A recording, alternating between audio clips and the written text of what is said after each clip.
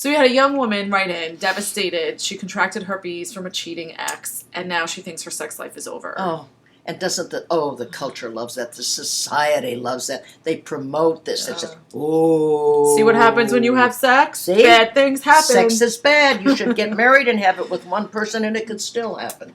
Well, of course. I mean, unless you're both virgins. Well, my girlfriend was married for many years, and he went on a business trip and came back and gave her the clap. Yeah, I had an aunt who got herpes that way, too. So there you have it. Anyway, it's not such a big deal. I have herpes. I have one on my mouth right now. And I'm sitting next to her. But you had a unprotected sex in a long-term relationship, and he never contracted it. Yes, I lived with him. We had a lot of sex, 10 years, and he never had an outbreak. He does not. Now, it's explained to us that all of us have the virus inside of us. It's whether or not it expresses its little nasty self. I have never felt diseased or disgusting or anything. When I have an outbreak now, it'll be on my mouth or on my behind. Well, what's the difference if you have a genital wart or a herpes on your face or your foot or your genital? Like, why is one okay and why is one shamed? Well, I want to preface this because we're going to get yelled at. Of course, safe sex. We preach safe sex. We're preaching masturbation and hands when in doubt. But and you're more likely to have an orgasm. Exactly. But if you're going to have partner sex, penis, vagina, and there's going to be fluids, there's always a risk. There's a risk of pregnancy. No birth control is 100%. Okay, if you insist. And there's a risk that you might get something. And I had a long-term partner with herpes, and I never got it. How long were you living together? 8 years.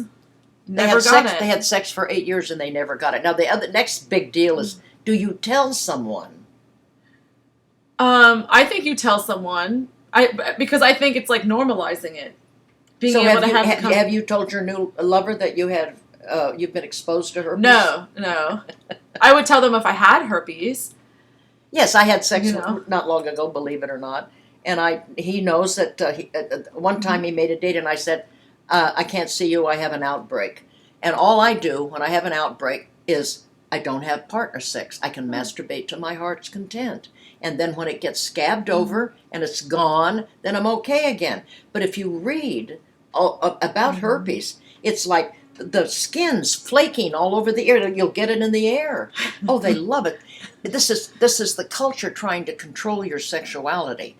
They want you to be afraid. They want you to be terrified. And who are they? Who are they? Well, I mean, powers that be, whatever you want to call it. At the end of the day, I don't like shame. Shame does not work on anyone and anything, and it doesn't mean your life is over. It doesn't. And I still say I don't have to, when I have a date, announce up front, oh, by the way, I have herpes. We all have the virus inside of us. Whether or not we have an outbreak is another story.